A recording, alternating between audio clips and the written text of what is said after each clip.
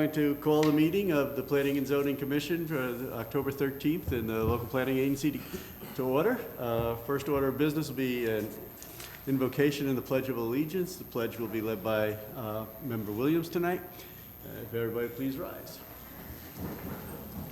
Heavenly Father, we thank you for giving us this time together. We ask a blessing on our community as we go through this strange 2020 year. Keep everybody safe as we do this. Our students also, as they go back to school, and as we get Halloween coming up, depending on what the communities are doing with that, keep our children safe as they go through that. We ask a blessing on all of our first responders for the job that they do, keeping us safe. Keep them safe as they do that for us, Lord. We ask another blessing on all of our military, wherever they are in the world. Keep them safe and bring them home to us. We ask all of this in your name. Amen. I pledge allegiance to the flag of the United States of America and to the republic for which it stands, one nation, under God, indivisible, with liberty and justice for all. All right.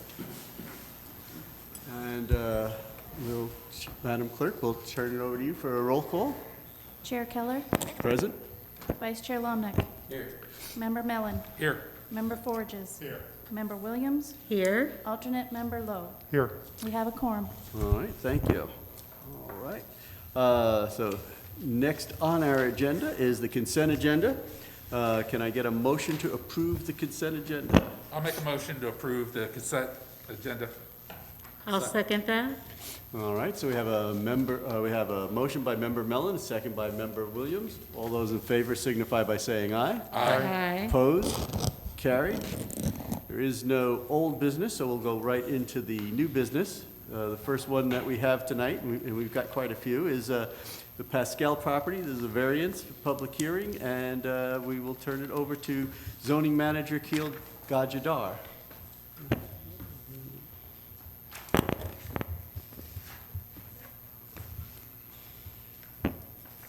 Good evening, Commission. The item in front of you tonight is the request for variance to the front side yard setback for a fence.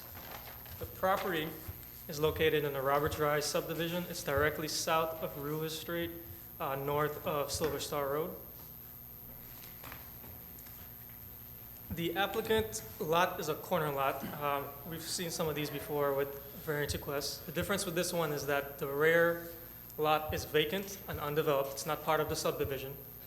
The subdivision itself, Roberts Rise, recently received some funding from the Ocoee Neighborhood Matching Grants Program to construct a fence in the right-of-way. This is one piece of a three-part process that they're trying to overcome.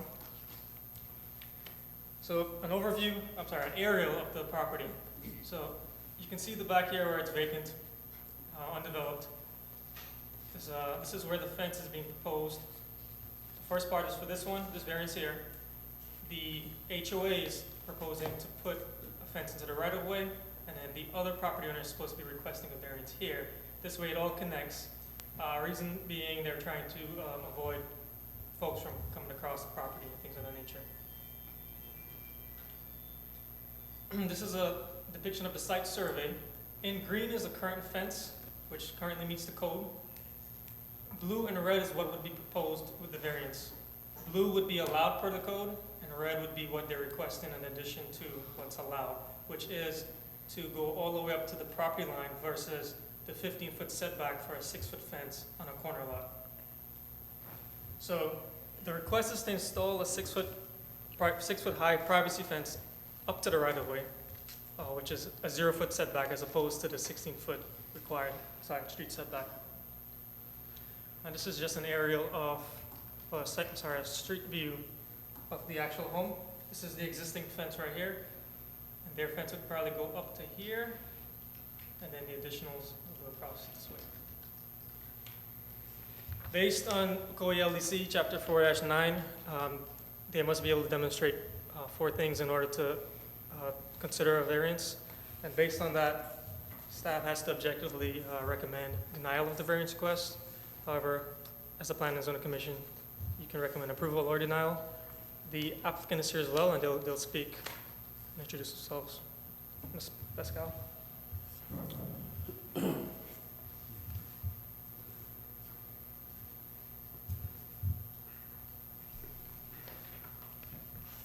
Good evening, everyone. The reason why we're here today, as the gentleman mentioned, Please also give your name and address for the my record. name Thank you. is Gemma Pascal. This is my husband, Michael Pascal. The address is 615 Roberts Rise Drive. That is in Ocoee. The reason why we're here today, as the gentleman mentioned, the Roberts Rise HOA is in the process, or they will be soon erecting a 6-foot fence at the dead end of the subdivision, as we saw on the map where our property is located. And we need to continue a 6-foot fence to meet the wall from the property line, which is going to be about approximately 42 feet in length. This would prevent all the foot traffic from the vacant and undeveloped lands, and we believe that this will be well to our advantage and to the advantage of all those in the subdivision. Thank you. All right. Are there any questions? Why does The the city applicant. object? Based on the code, this is a variance, and the code requires that 15-foot setback on a corner lot. When it's rear to rear, it's 15 foot. If it's rear to side, as in some of the instances you've seen, it's 20 foot. Per the code, staff can recommend approval based on the code. Is this new fence gonna go somewhere near that tree right there? All the way out near the sidewalk? I'm sorry, could you repeat that? The new proposed fence is gonna come up to that tree? So, let's see, on the aerial, Yeah, okay. yeah, the aerial should give you a better idea. It's gonna be up directly on the property line, so on the black line going across to the corner of the lot here. That's where they'll stop, which is the right of way. So Okay. they can't request anything that's in the right of way. So they're trying to do all the way from about here, going north, up to the right of way. And how many feet from? It's approximately 42 feet. So I have 3 questions. My first question is, was this not taken into account when the matching grant was given? For instance, why wouldn't the matching grant program require the HOA to get an easement to close the gap on the properties? Just, that's kind of an A and B question. And, well, that's really the sole question, because at first I thought there was something behind it, but there's nothing behind it at this time. So, I was just curious as to why that wasn't, because I've seen that in other situations. So I just was curious why they didn't do that. Okay, yes, thanks. Mike Rimmer, Development Services Director. The grant program, there was a couple of requests from the Roberts Rise subdivision, but one of them in the grant, which is looked at to help beautify communities in Ocoee, they proposed a fence in this right-of-way to have the grant pay for a fence within the right-of-way. That's just reviewed by the grant city staff just to make sure it falls in line, the overall grant request, and then they make comments, and we made a comment as a reviewer to say the fence would, there's an issue, there's not a tract, it's public right-of-way, potentially with a temporary approval, with a sort of agreement that if the fence needs to be moved at some time, that it would. And so we gave some recommendations, and that's how the city commission awarded the grant. And so it just, in that grant's eye, all it's doing is putting a fence within the right-of-way. It can be removed, requested to be removed. If it's requested to be removed within 5 years, the city will pay to remove it. If it's after, the subdivision will move. So there's really not much criteria. It's sort of an odd request. Just in the fact that the right-of-way ends, there's not a tract. We can't bind a future commission to say you can't ever plug the public road through. That makes good planning. It may not, it depends on what the future development is, but there is an opportunity that we recognize that the road may need to go through in the future and the fence come down. And so, That's, I'm glad you said that, but my question was more to the north and south side.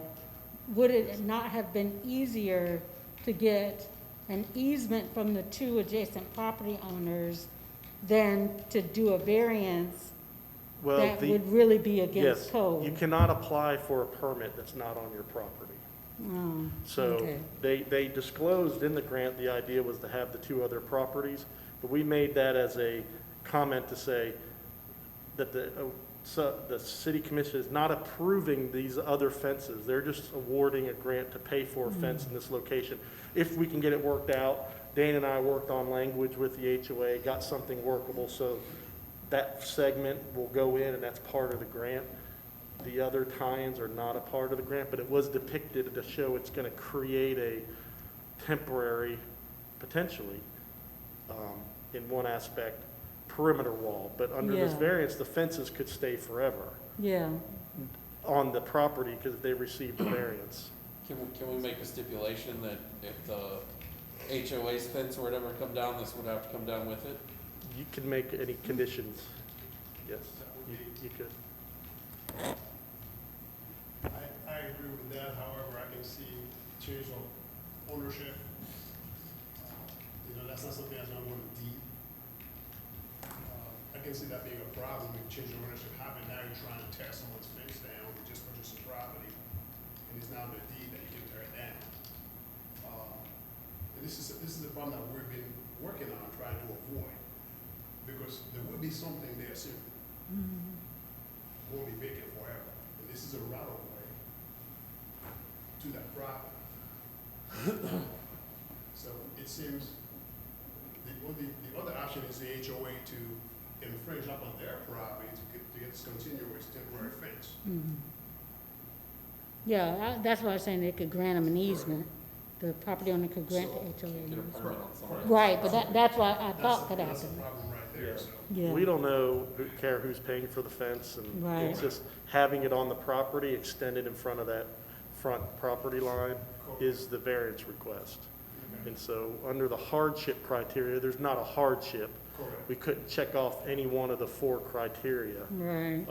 So, that's the beauty of this quasi judicial, you can take in testimony.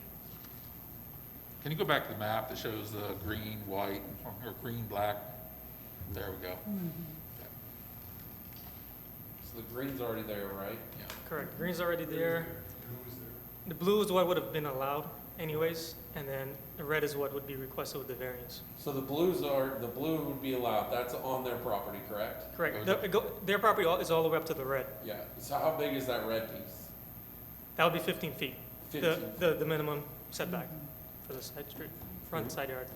Because I don't know, it seems that with the homeowner association getting the permission from the city to actually put the fence where the road would continue, it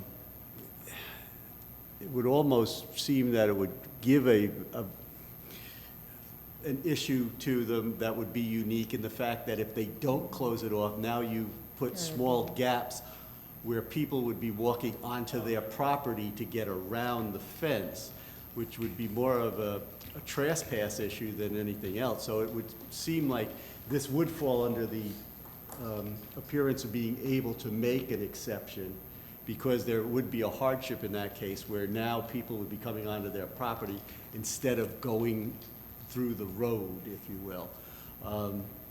So I would think that there would be a leeway for that. Plus, to me, it almost doesn't make sense if you put that fence up and then leave gaps on either side of it, especially if both the homeowners are willing to allow the fence on their property to go to that line. So I would almost think that we do have a reason to be able to give them the variance. Are we gonna be seeing another property on the other side tonight, too? No, they have not submitted an application yet. So their fence is if they have a fence, it's where it's supposed to be. So there's gonna be a gap Yeah. on the west side regardless. Well, unless they go through and put in one also. I understand they're supposed to come to us as Correct. well. The property to the north is supposed to be requesting, it's 3 pieces to the north, the Send applicants today. request. Yeah, Correct. So we'll see them later, Yeah. you know. It makes sense to me that you wouldn't want to leave that gap and then leave people walking on somebody's property just because the homeowner association blocked off the right-of-way part of it. To me, that's the thing that I have trouble with. I wouldn't want people walking on my property because the city and the homeowner association decide to get together and say, well, right now, since there's nobody behind us, we're gonna block off the road. But the problem with that, Mr. Chair, is in the future, those two fences will become a hazard for people who are behind when that area is developed. That's why they put a special exception on it. Yeah. Well, and I guess that goes back to the attorney, that can it be, and I know, Member Forges was saying that it's not on the property, but can this be put on the You property? can run, yeah, you can file, we can record a document that indicates that the 15-foot of fence is allowed only as long as that right-of-way is blocked off. As long as it's recorded in the public records, when a title search is run on that property, it will show up in the title search and it will run with that land. Okay. It would So- just be something that would run, if you find that there's a special condition or circumstance that exists with this property because of, this is your special condition and circumstance, then we'll just record something in the public record that will go with the land. Yeah, 'cause Because, I yeah, think- because when you get down in the future, down the road, and that right-of-way is, if it's ever reopened, then you're going to end up having a safety issue. Right. And that won't be able to remain to Right, that you road, won't be able because to you'll do it. have to have a stop sign, you'll Right. have To to have mem- right. site, there'll be site obligations, there are things that can't But remain. these are if it opens up. hypotheticals, though. We don't know what's gonna happen in that. I mean, right now, this rule is for safety issues, but there's nothing there right now, you know? If this were a cul-de-sac, we wouldn't be having this conversation.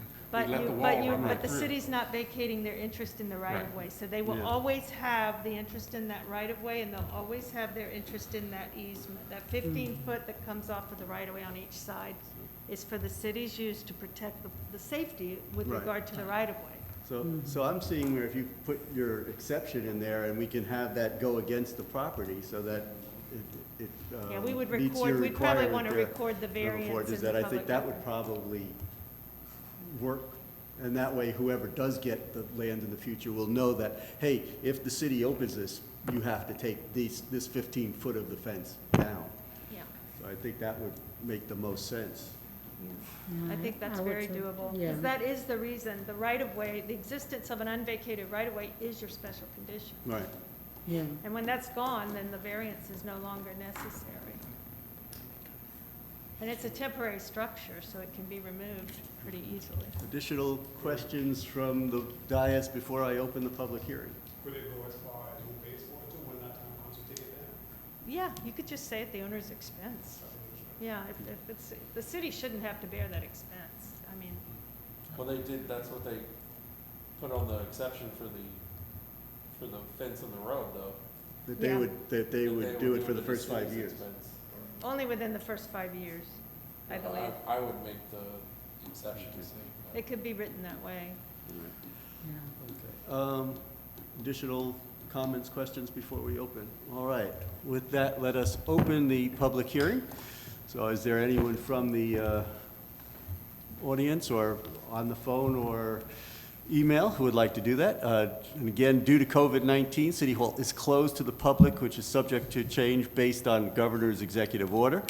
All interested parties are invited to be heard during the public hearing portion of the meeting, and the city requests the public to call or email comments and/or questions to either 407-554-7118 or citizens@ocoee.org. And we'll give it a few more seconds here. We see if anybody's calling.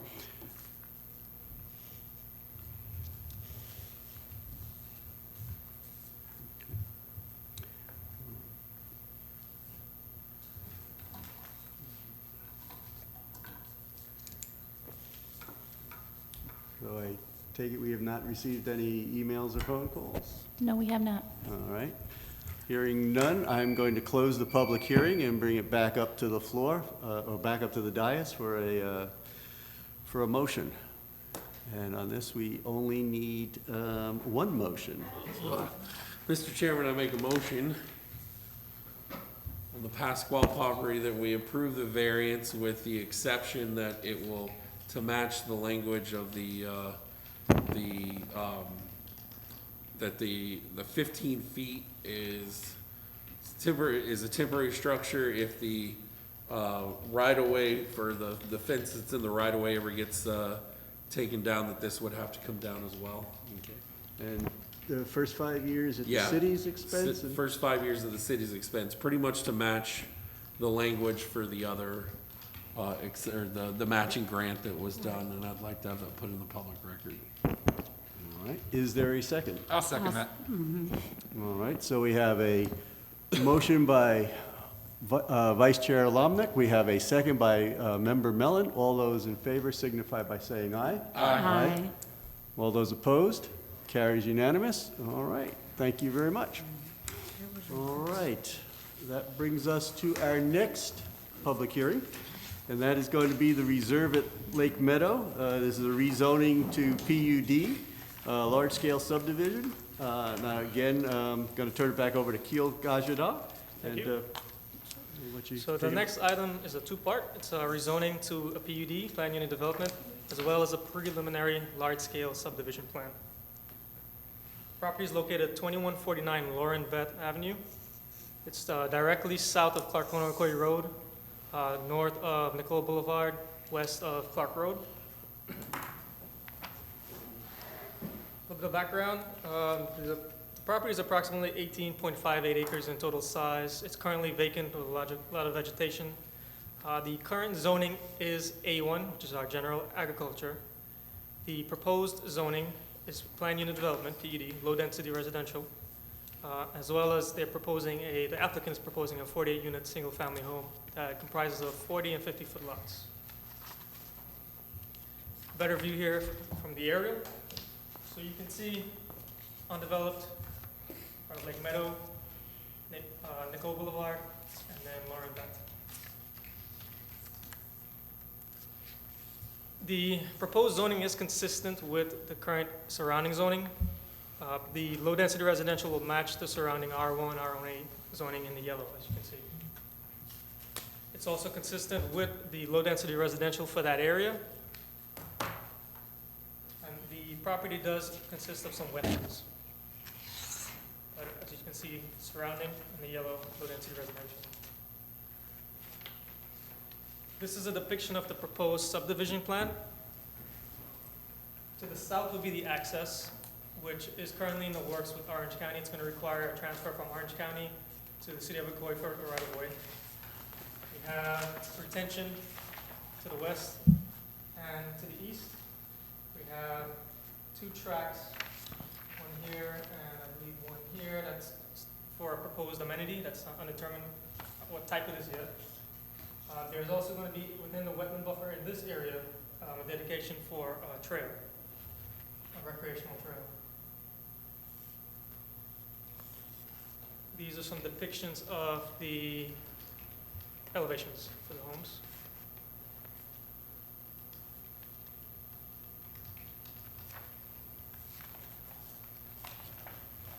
So based on the zoning, staff does recommend the rezoning to PD as well as the preliminary site plan. The development review committee had no issues as well when meeting. There is some utilities and discussions that took place, but once that was complete, they recommended approval as well. And with that, I can entertain any questions. All right, are there any questions from the dais before we open the public hearing? What about these water issues? Yeah, I have a couple that I'll be reading in during the public hearing piece of So it. part of the process is that they'll have to do permitting, going forward with the project, they'll have to go do permitting with the city, with St. John's Water Management, as well as with the right-of-ways, Orange County. So they'll have to get permits through those organizations as well as government agencies. They are mitigating stormwater on site, so on the left and the right. To further elaborate on that, the applicants here as well, they can speak on some of those questions. Is this where they bought that property a little bit ago, and was that a different area where they bought it and did the water mitigation? Is that a different Yeah, way? this is not the same. Oh. That's off of, close to Hackney Prairie. Yeah, sorry. I did have one question with the entrance. And it's probably going to sound like an odd question, but is that too close to Nicole Boulevard? I mean, that doesn't seem like there's a large amount of left turn area before you're hitting that intersection there. Well, the traffic analysis had to be done. They found no issues with it, and Orange County will still have to review that as it's transferring over to the city, because it'll be part of the right-of-way. Okay. So all of that will be done with the permit.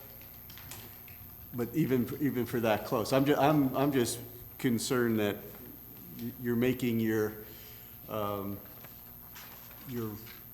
main road too close to a main road, if you follow what I'm saying here.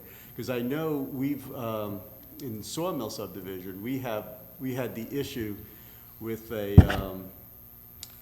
nearby property, the property to the south of us, I guess it is, that we landed up having to open another right-of-way into Sawmill Boulevard, because down where the entrance to Sawmill was, the entrance to their driveway and to their right-of-way was now too close. And so in order to fix that, they literally had to change their road to come out onto Sawmill Boulevard. And I'm just wanting to make sure that we're not setting up the same thing here, where all of a sudden, cars start to come, a truck comes around a bend, because it looks like Nicole bends right there as well. And all of a sudden, the next thing you know is, boom, we have a whole bunch of accidents, more because the roads are too close and you're just not enough time to see a car coming down the road while you're trying to make a left-hand turn out. So that, I guess that's where I'm going with that. Understood. Based on the traffic, the analysis that was done, I don't think they found any issues with that, but I'll defer that question in more detail to the applicant. Okay. Mr. Chairman, you want to ask about your on-street parking? I was waiting for you to bring that one up. I'm sorry? You want to ask about on-street parking? I was waiting for you to bring that up. Yeah, well, that's always the case, is there got to be enough room for the, because again, on-street parking, I have seen the issue where the fire trucks can't get through in, what is it, Winchester, I think it is, or where if you have cars parked on both sides of the road, the fire truck literally doesn't have enough room to get through to the back houses there. So do we have enough room that if two cars are parked across from each other, there's still room for the traffic to get through? So these are 50-foot, which is the right-of-way, the typical size of right-of-way. Okay. I believe a fire truck should be able to fit with one car parked on the side, but I'll defer that question because I'm honestly not Okay. 100% sure. Yeah. I just wanted to spin the chairman up, that was all. Yeah, he knows one of my buttons there, but yes? Did I hear another question, or? I have a question. Yeah. In the future, if there is a water issue from Lake Meadow arising, who's on the hook for these property from 27 to 37 if there's an issue? Did you call it specific lots? Well, that's when the ones that are on the water. Because there's a lot of flooding in this area, and I see there's probably a 2-foot difference between the building pad and the high normal watermark there. I think, I'll ask the applicant to answer that question. All right. So I suppose at this point, we probably ought to bring the applicants up. I think we've got a few questions for them there. Chairman, let me interject, Mike Rimmer, Yeah. Development Services Director. Where the single-family lots are proposed, they are 25 foot outside of the wetland or 100-year. They are not proposing to fill, to do a 100-year dredge and fill in order to where these lots are. So the lots would not be located in a floodway. They'd have to have flood insurance, and we don't create lots that are in the flood zone. So, Okay. All right, so we'll let you introduce yourself and name and address, and Yeah, we'll get started. All right, well, good evening, Chairman and fellow commissioners. My name is Jonathan Hughes. I'm with the Lowndes Law Firm at 215 North Eola Drive, Orlando 32801. Thanks for having me and the rest of my team here tonight, hoping to answer as many questions we can you may have. I'd just like to first just put on the record that we do concur with staff's recommendation. It's been a pleasure working with staff on through some of these citing issues that you all have noted today. From a procedural standpoint, I'd just ask that before we address any of the issues raised in maybe emails or calls that are addressed, that we would have an ability to rebut those. It might make sense for them to be read in the record specifically before we address some Okay. issue. But we can. yeah, we'll give you some time to answer Sure. the questions from the public, basically. So, Right, yeah. but just from a general broad stroke perspective, a lot of care and consideration has been put into the site planning for this property, because it is a bit tricky with the amount of wetlands and floodplains in the area. As Mr. Romer did say, we will not be encroaching into the 100-year floodplain without providing any compensating storage. So everything will be built above the 100-year flood that has been established for this lake. And also, I think it bears to point out that there's no wetland impacts being proposed as part of this project. So like I said, part of that careful consideration was how to fit this subdivision within the property and not encroach on those wetlands. We know how important they are to the city. We know from both an ecological and a floodplain standpoint. With respect to stormwater, and we do have our planner here that can further comment on this, we will be going through actually 3 different jurisdictions review of stormwater. It would be the city, it would be the St. Johns River Water Management District, and it will be the county, because as mentioned, we do have to go and get a driveway connection permit from the county, and before that section of that's going to serve as our entrance road is brought into the city, the county will have jurisdiction over that. So we feel very confident that, you know, what we're showing on this plan, and once it goes through actual engineering, is where, you know, rubber meets the road, and we're going to have to prove up through drainage calcs that what we're designing there is going to have to store and attenuate all the stormwater from this property. With respect to, geez, there's a couple of questions thrown out there, so I don't want to scatter shot them. Is there any specifically we can address now, or would you rather have read into it the record? I know you all have received some emails. Maybe there's some even on the phone, and we can address them that way. I don't know how you want to. Well, I was going to read them in when I think I have to open the public hearing before I can read them in, so that was the only reason I haven't read them yet. Sure. But like I said, I will make sure I'll give you time to, to answer what they are, because I believe one of the people is also supposed to be calling in as well, if I remember, Madam Clerk. Okay. So when we open the public hearing, then we'll get that information, and we'll let you have feedback on that. I do have a general question about the extent or any outreach that was done to the surrounding communities, the impacted communities. Was there any outreach done to talk to property owners, to see what their concerns were? Was that part of your plan? I mean, was that part of your strategy, or no? There hasn't been any outreach specifically yet. There's been none required by the city, and we Right. felt really that it was a like use to what is around us, Mhm. and that as what was presented by staff, the uses that are around us are single-family residential uses. When the property has actually been developed, I mean, you do have some bulk acreage remnant, bulk acreage parcels out there that are still more in a rural use, but it's a transitioning area. And so we felt like outreach probably wasn't particularly needed for this project. And I think that, kind of speaks to, I know we have one property owner that may have presented comments, and this is kind of the process I guess we've worked through for that. But we haven't received any, I don't think, to date from the subdivision located south or the subdivision located west. So, Okay, that was my follow-up question, so you answered that. Thank you, thank you. Sure. And I've got one other question. The lots, I'm trying to figure the south, I guess, of the road, are those homes also, or is that going to be something else, or is that not in the PUD? Those are existing homes, Those are okay, those are existing. 1980 homes. Okay. I just wasn't sure if that was part of this subdivision. They're existing, they run on a right of way today, that's gonna be utilized for this project, so.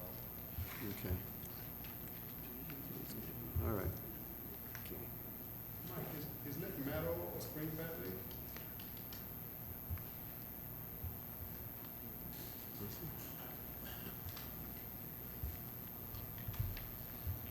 Lake Meadow is I believe it and Spring Lake are spring fed. It's closed basin. They don't flow out anywhere.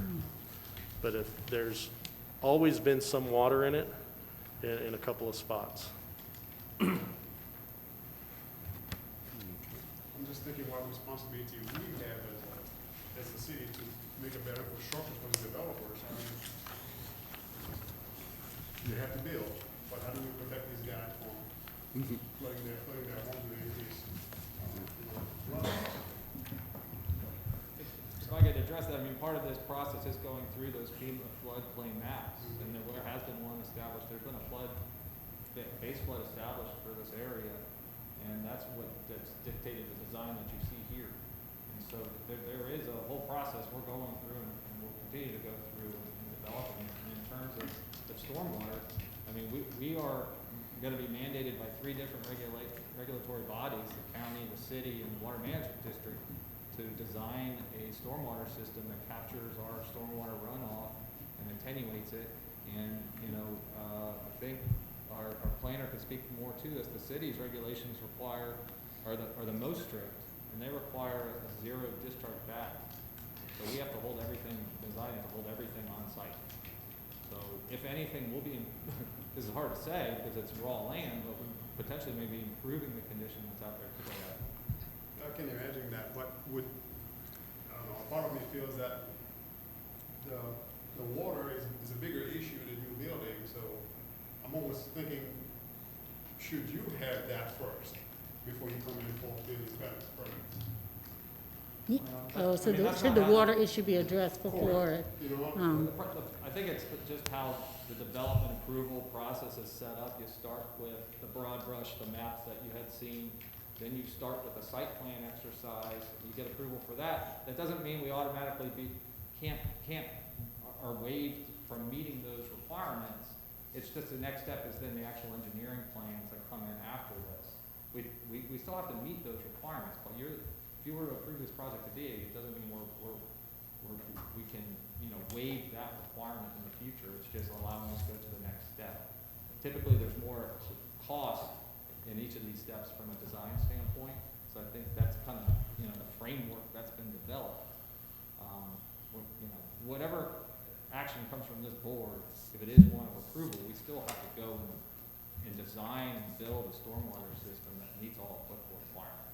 We're not seeking any waivers from those here. We won't be seeking waivers in the future. The map is a 2009 FEMA map. Is there a plan for a letter of a map revision for this project? I think that might be the most recent.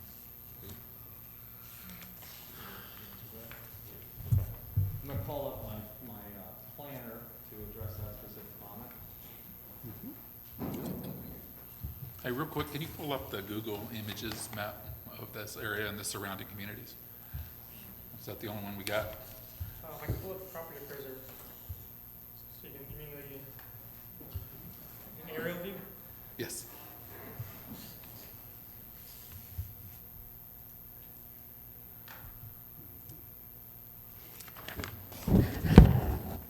Good evening, my name for the record is Yeah. Peter Pensa. I'm an AICP certified planner with Avid Group. We're the land planners, civil engineers, and surveyors on the project. To answer your question regarding the FEMA letter of map revision, we will be doing some fill within the property, within the floodplain. We are providing floodplain compensation. The pond that's up in the northeast corner specifically is the floodplain compensation area. So because of the changing of the grades within the site, we will be requesting a FEMA map revision. The building pads, those lots will be located out of the FEMA flood zone in the final constructed conditions. So therefore, the floodplain map would be amended to reflect the new topography of the site when developed.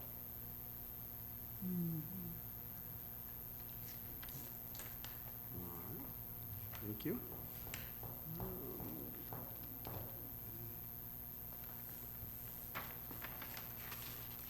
And that, predominantly that area is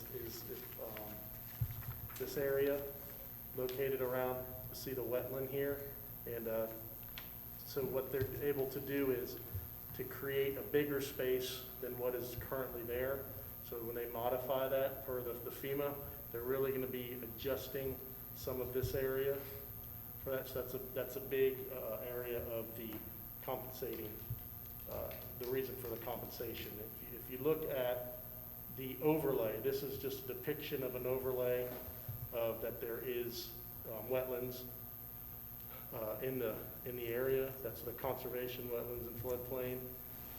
And you'll see that the area that will be created is larger. I don't know if we have the survey. You have the survey in your packet, but the area that'll be lower, that same elevation, will be double in size. It's 2 for 1 when you do compensating. And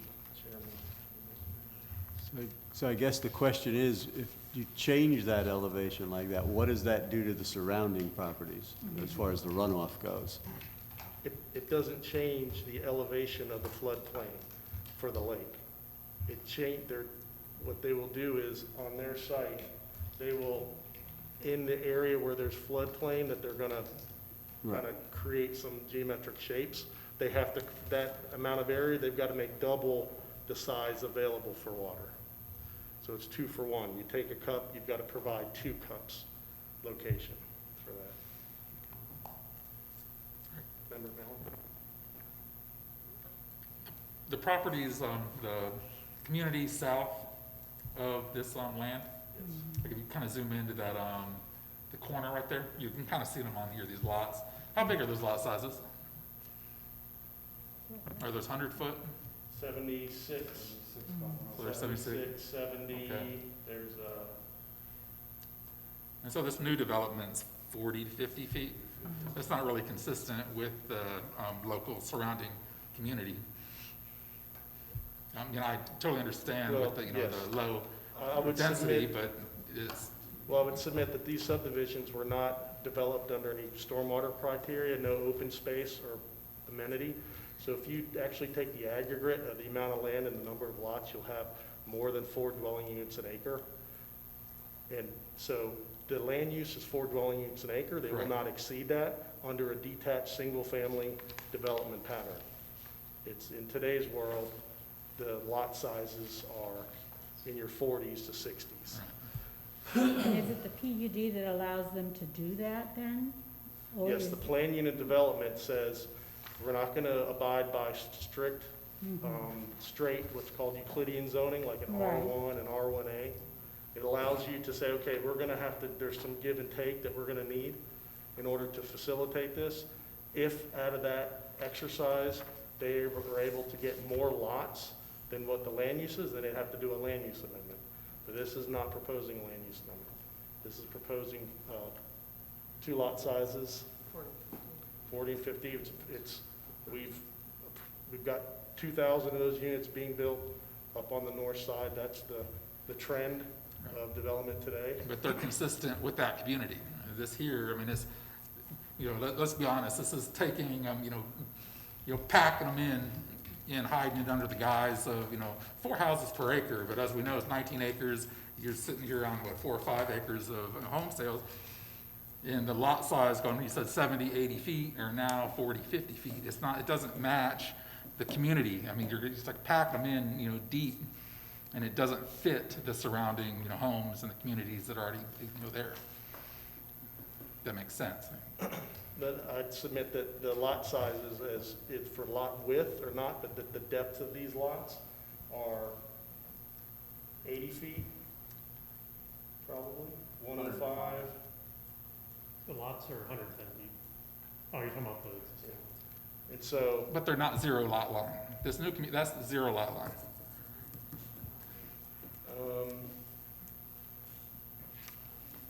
zero lot line is traditionally more in your 35, 40. So I have a question about the stormwater permitting process. So if there are the 3 layers that must go through, what's the, what am I trying to say? What order does that go in, or does it all happen simultaneously?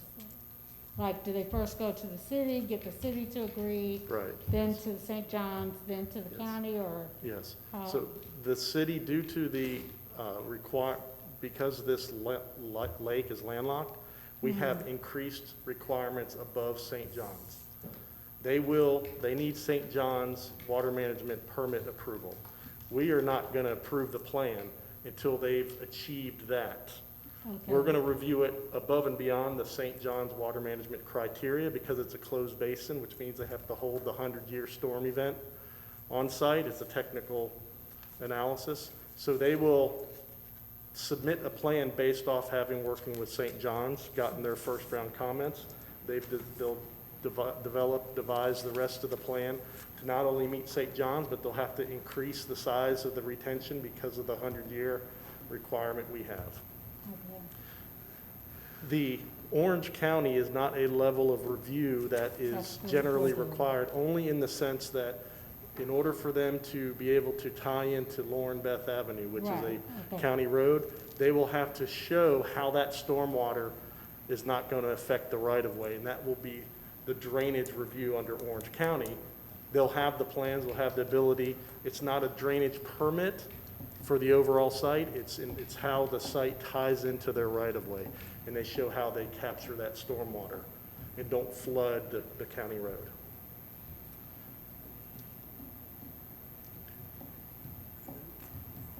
I guess just one other question, because Mike, you were talking about to the, let's see, what is that going to be? To the west, that drainage area to the west is going to be enlarged.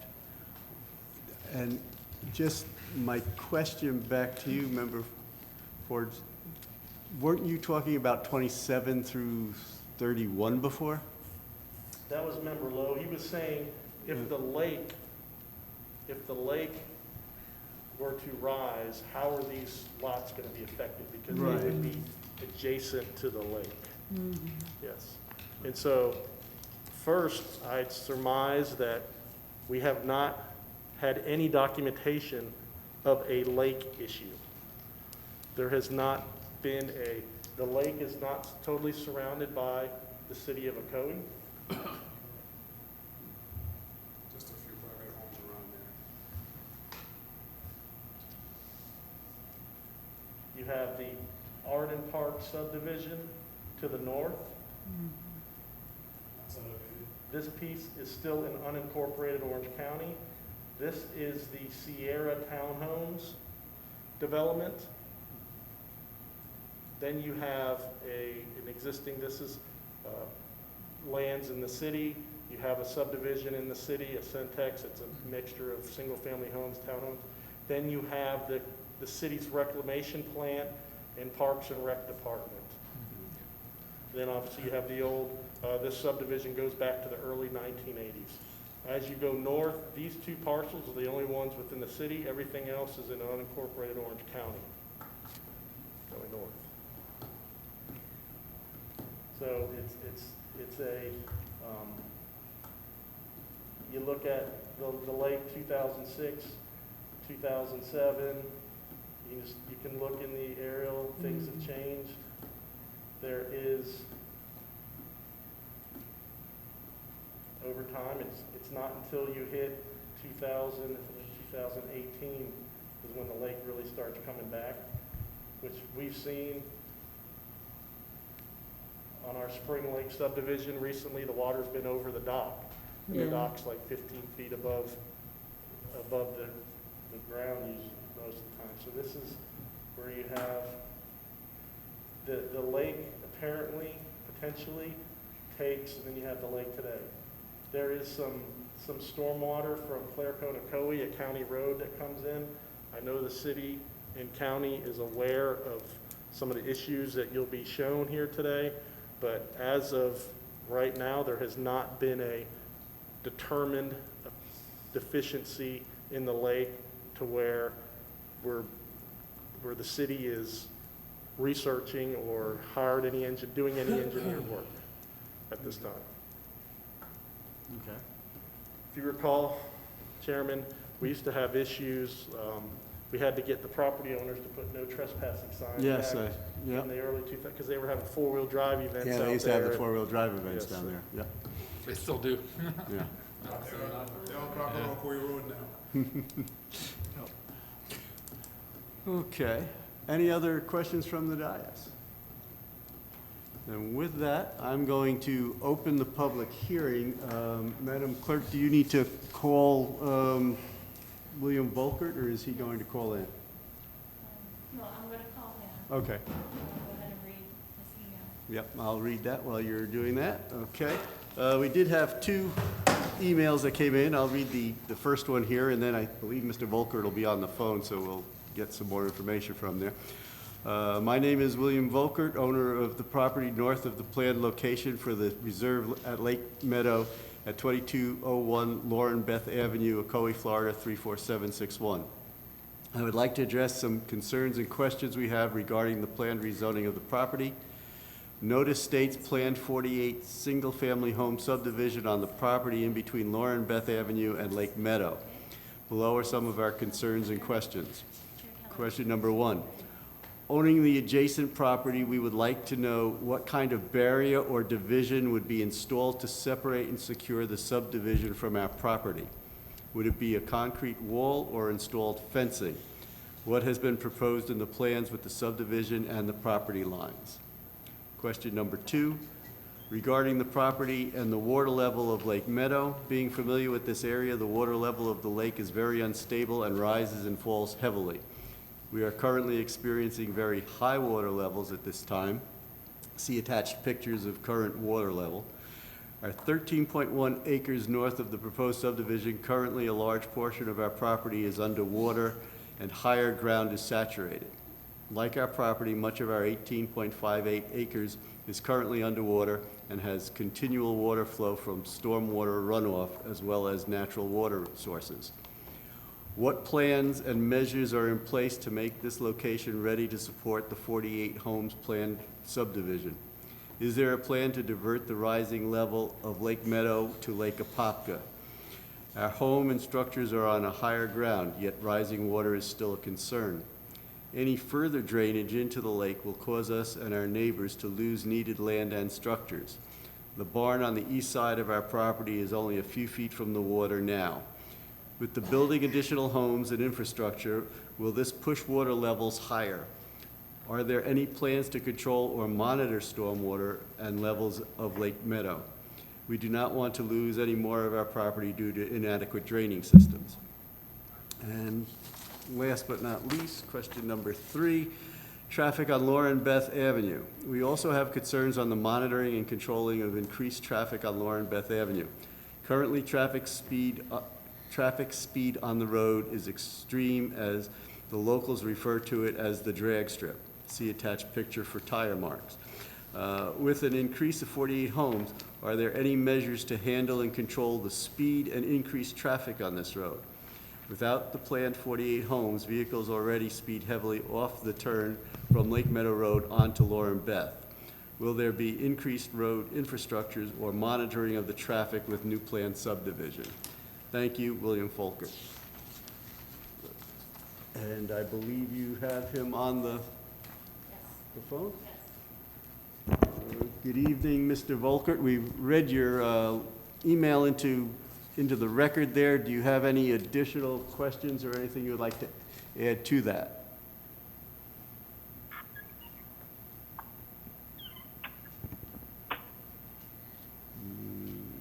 And can you hear me, I guess is the first question. Mr. Volkert, Yes. can you hear Chair Keller? When I was inside next to the computer, I barely could on the phone, but let's try it now. All right. What I was asking there, Mr. Volkert, is we've read your email into the record. Are there any other additional comments or information you want to add? Just a couple things. Referencing, obviously, Ocoee is a developing area, so obviously development is going to continue, and that's not the issue. Our concern is how those developments are going to affect the surrounding areas. We tried to get a video earlier, because you mentioned the stormwater. During heavy rains, Lake Lauren Beth does flood, and I do have videos and pictures of that, the file was too large to send, so I have to find another way to get that to you. Also referencing the water, we closed on the property on June 22nd. At that time, I did have surveys done, and I had a flood survey done. Because of the concerns of the water, we live in Ocoee now for 7 years. We actually used to live in the Sawmill area, and we've also experienced the Prairie Lake and its flooding issues over the last few years. As we found this property, we had the surveys done. At the time in June, or before we closed in June, according to our surveyor, we are 4 feet away from the 100-year flood. At this point now, the water has gone up well beyond the line he was showing me when we had the survey done. My concern on that is, knowing if you look at our property appraisal, we closed at 13.1 acres. At the time when we closed, we were showing 5 acres of it in wetlands. So we've lost at that point, we were 40% loss of total land. At this point now, the water is up much higher to the point where the barn is on the east end of the property, the water was actually below the fence line. Now it is above the fence line, close to 6 feet above the fence line, 2 feet from that barn. So it has risen substantially over the course of the last few months. Looking at the property to the south, obviously they're on the same level of the lake. If he's losing, let's say an easy math, the 40%, that leaves about 11 acres to build 48 homes. Is that enough land to support 48 homes? And with that, I guess if you'd like to respond, we can let you. Okay, you'll take all the comment. Okay. All right. I can't. I'm sorry. I'm not able to hear you. No, I was asking the property if they wanted to comment now, or they're going to wait until after all the comments are done. So they'll do one rebuttal at the end. Okay. All right. Well, we thank you for your input there, sir, and please stay with us so you can hear what the applicant has to say there. All right. With that, I've got one other. This one is from Rob Kramer. And development of Lauren Beth, Ocoee, Florida. I know that our farm was informed that we had to deal with the water since the city of Ocoee or Orange County was not going to be doing anything about it this year. Well, we all are getting water. I wanted to share some photographs of the farm as well as some of our neighbors' property that are going underwater, losing pasture land, paddocks, buildings. We have seen the notice for the hearing on the property to the south of us for the new development on Lauren Beth, and I will try to get everyone on Lauren Beth and Lake Meadow and Road involved. In my opinion, everyone is getting the cart before the horse. The water challenges to the neighborhood have not been resolved for the current residents, and now you are going to add up to 48 dwelling on the proposed property, and that would equate to at least 96 cars on an already busy set of streets where drivers do not follow traffic signs or speed limit signs. This proposed property also has wetlands and potholes that retain water runoff. Where is that water going to go? We never had serious water problems until the development started to be built around Lake Meadow. I believe that the developers were not held to the standard needed to protect the current residents of the lake. I am sure the new developers are not going to like having trash dumped outside their gates.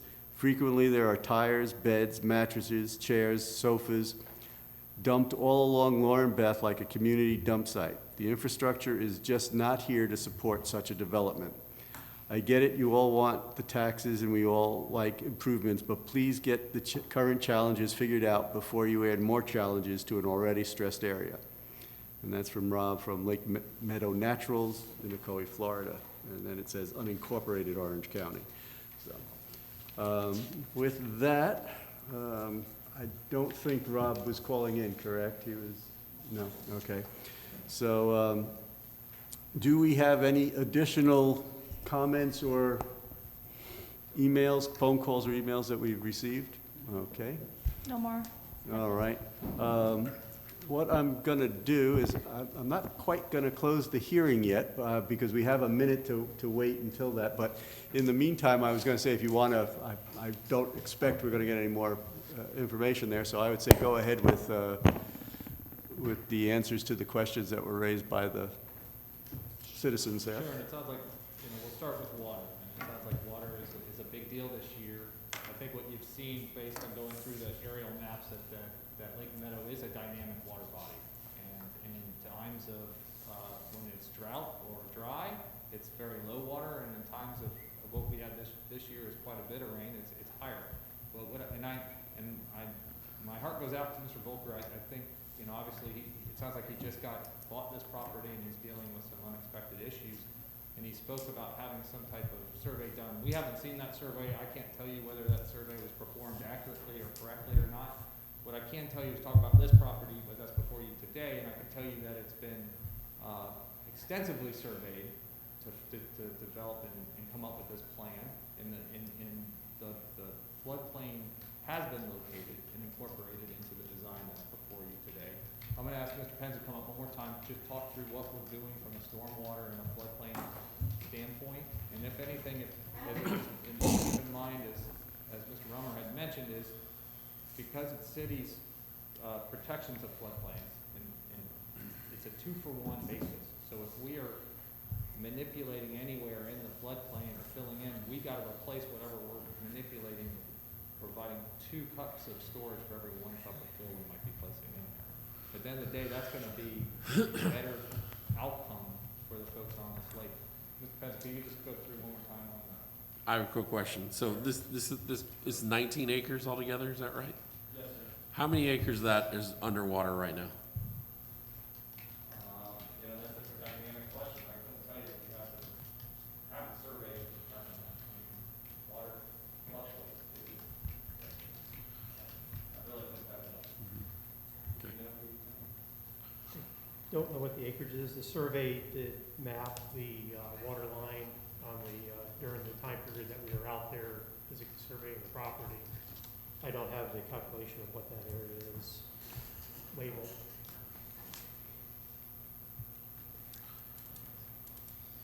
So I think that's about answering the question I think.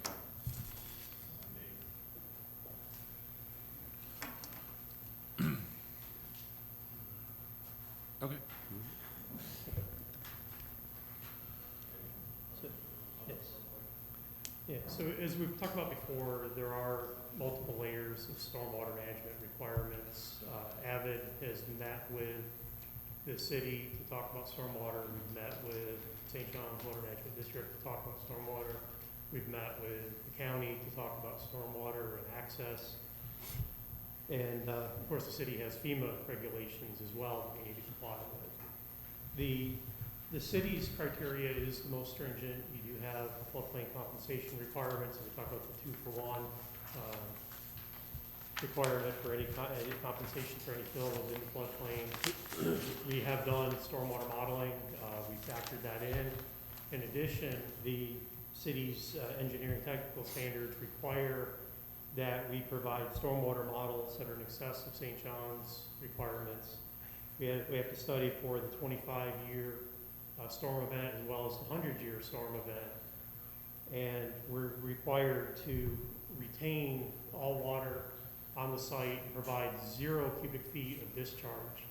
So that means where the site slopes off towards the lake, we're required when we develop to basically tilt that up and bring that water back into those 2 ponds that are being created and hold that water within the site so that a 100-year storm event does not discharge out onto any other properties. So we're shifting the balance of the land and keeping water that currently today would run across the property and out to the lake, and part of the property runs west into those wetland areas on the west side of the property. The area that we're putting in the very large pond, we're gonna excavate that out, enlarge it both in area and volume to hold that additional stormwater volume so that there is no runoff onto adjacent properties. I'm sorry to interrupt you, I have a question. So you said something that, before I was pretty much in agreement with you guys, right? But then after hearing this gentleman and whatnot, and then what you just said, you're gonna slope the property to bring the water back in, meaning you're bringing higher from the lake. So when that lake comes up, right, it's not going into your deal, but it's gonna go over into his deal, right? I mean, over, that water's gotta go somewhere. If you've sloped the property up, when that lake rises and the other wetlands rise. No, the models factor in what happens with the water coming both into the site and out of the site. It's looking at both directions and what happens during a storm event. We're in an area that the city has identified as having what they call downstream flooding. So we need to provide for retaining stormwater so that we don't have an adverse impact on other properties. Mr. And Chair, remember, Lumnick, just to answer, the hatched area you see here is 25 foot above the wetland line. That wetland line will be identified and verified by environmental professionals. The acreage of the land is 18 dwelling units an acre. At the time of the wetland flagging, the wetland line being where the water would be potentially most of the time. You have that line where the wetlands are not inundated. There was 7.5 acres of wetland to the right of this line, and then to the right of this wetland. And then, so to answer your question, the net buildable is over 11 acres, just over 11 acres. So I just wanted to, that is on the site data in your plan. so the 18 dwelling units per acre. Nothing happens here. Nothing happens here for 25 feet, which is the upland buffer. The plan of this upland buffer will be a future trail around the lake. It is upland of the wetland. So it is high and dry. So you have wetlands, you have the 25-foot buffer, and then you have outside of that buffer, the development happening. Yeah. So just to kind of just give a little illustration, because they're not raising the land all the way at the water, at the wetland line. There is a 25-foot area of nothing happening. So. Where's that gentleman's property at in regards to this? It's right on the other side. He owns two. He owns this piece. Uh-huh. Not the farm, the guy that was And on the farm. They're both the same. They own both parcels. Okay. Sorry, zoom by. Okay. So this is one that the farm owns. This is the farm itself. Yeah. You can see this is the wetland and has a ditch that goes out to the lake. But they own both those. So the 18 dwelling units per acre is based on the total acreage, not on the buildable acreage. That's not in underwater. That's, You can count wetlands. You can't count what's underwater. okay. Thanks, Mike. So, Mr. Chair, I don't want to be out of order. Do you need to close the public hearing before we start continuing with the questions for the applicant? Yeah, I was just waiting now. I think we've gotten through the time. I take it there was no additional calls? No more additional.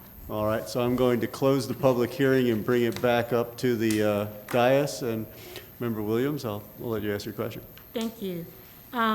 So I do have a concern about the 48 properties that will be developed. As you all have had discussions about how this property could be developed, were there less impactful, or were there smaller number of units that could go into this without making it not profitable? Is that do you understand I kind of went all over the place there, but. Yes, the developer has looked at a number of different alternatives, and it's not financially feasible to do a project with less units. So 48 is your minimum? Yes.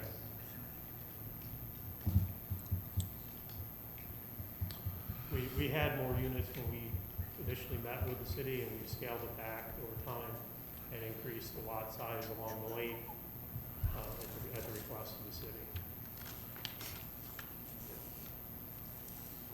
And then for Mr. Rummer, I do have another question. So this is two-part. One is a rezoning, and the other is the actual large-scale preliminary subdivision plan. Must they go together, or can one be revisited? They do not have to go together. The preliminary subdivision plan is done to a land use plan, and the plan unit development rezoning process is a public hearing. The preliminary subdivision plan, which is a plan like you see, it is a separate public hearing process. It doesn't provide any more detail than what you see, so it made sense to combine both of those processes, because at the city, we don't, you have the option in some jurisdictions to do a plan unit development as a bubble. Just said, bloop, we're gonna get this many units. We want more than that. So their plan unit development land use plan, which is what the zoning goes to, was at such a level it made sense to also call it the preliminary subdivision plan.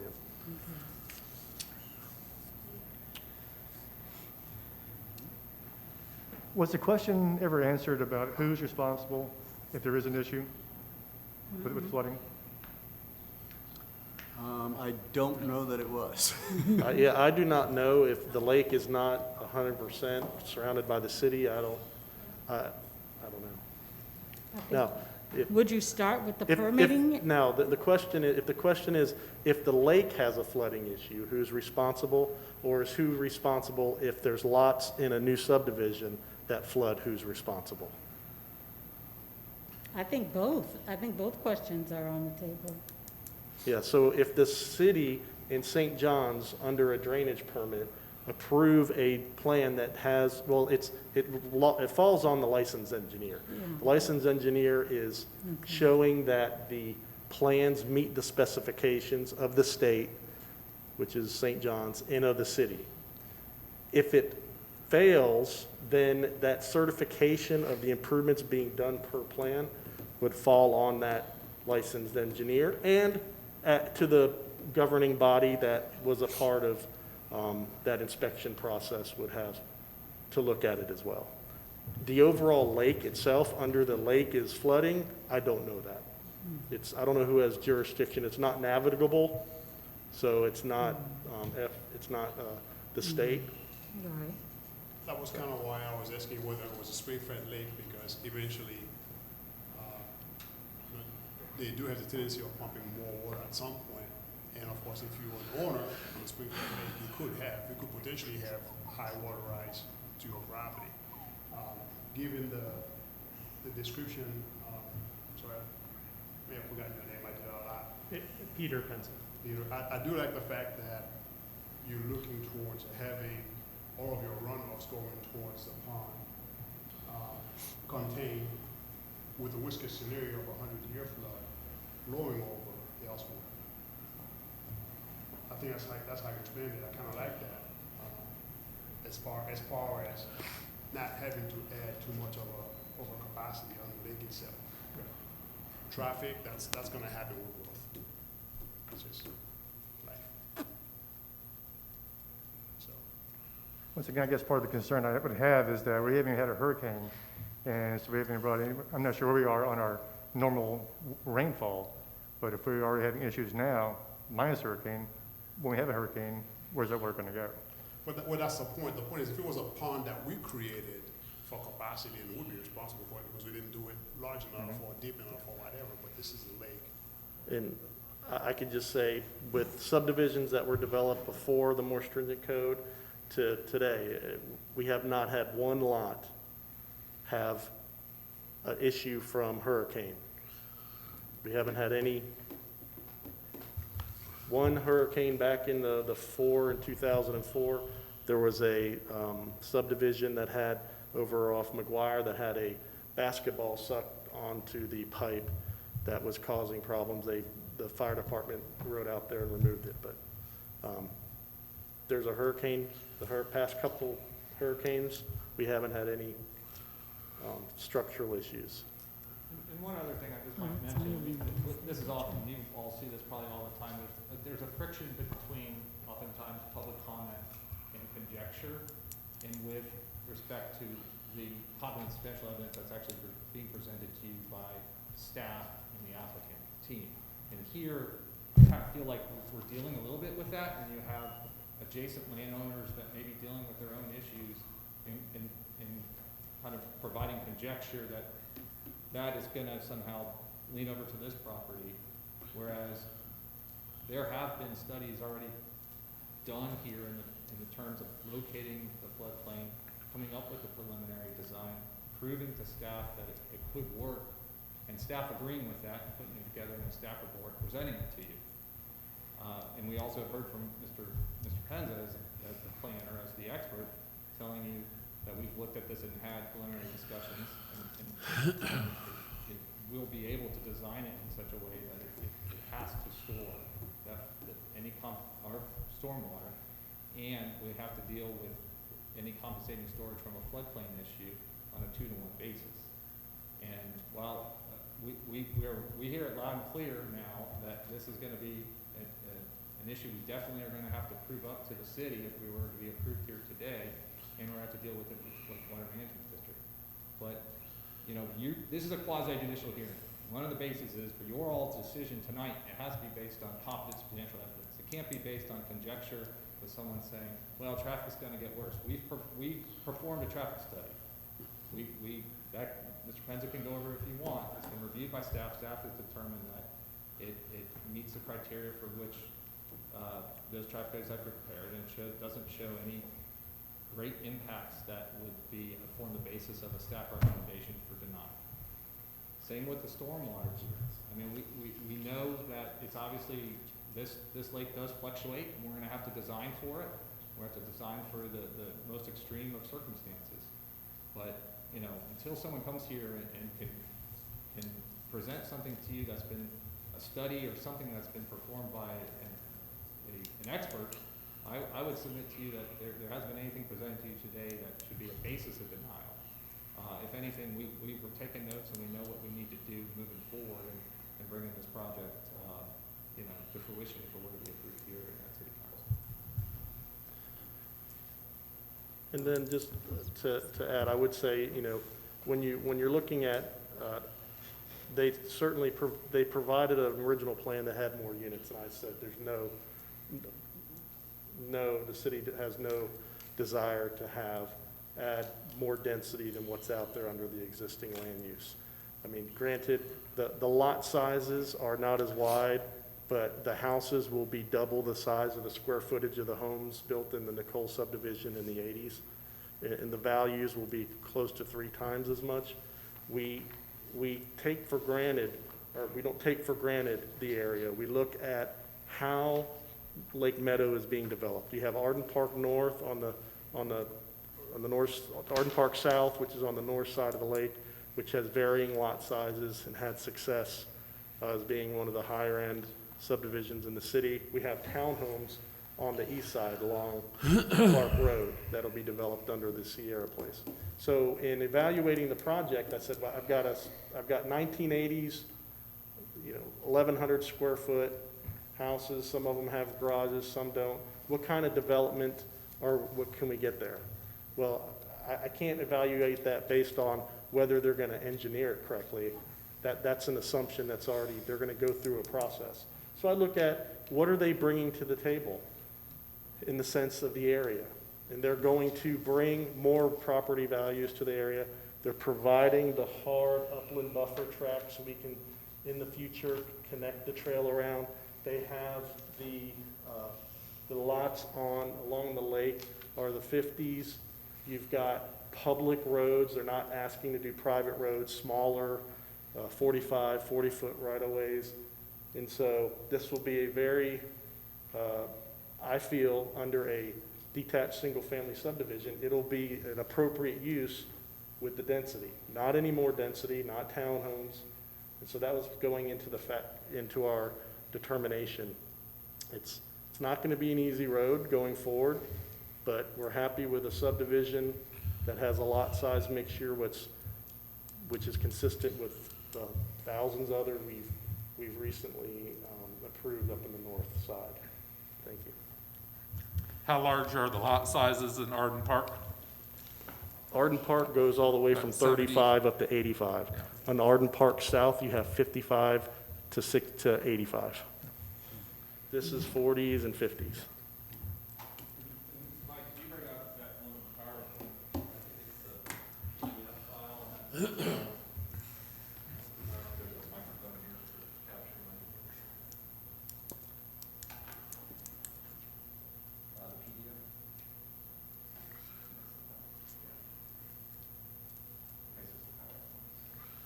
That was just showing the link levels when we go through that. Sure. So this is just showing this is Jonathan Yules again, just for the record. This is showing the subject property in black, and all of those subdivisions in red are subdivisions that have 40 to 50 foot, well, I think it's 45 foot or 40 foot platted lots. So it's not out of ordinary with what the development trend in the area. It's extremely compatible. And a lot of that is the Arden Park north. You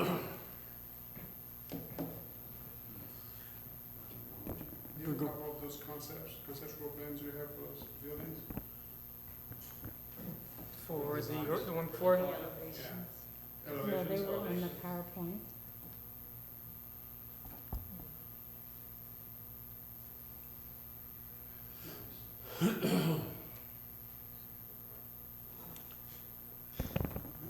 I'm going to go back for one question that Mr. Volkert had asked that I don't think was answered, and that was,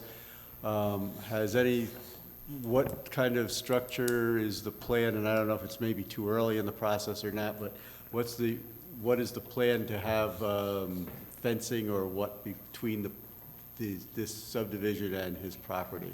I can answer that one. So our future land use requires, if there's two different types of land uses, such as commercial next to a residential, there's a 15-foot buffer. In this situation, because the land uses are very similar, there is not a specific requirement for a buffer or a wall.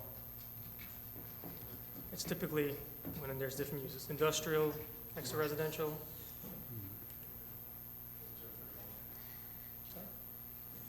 So, yes, right now, because they're two like uses, it's currently standard buffer.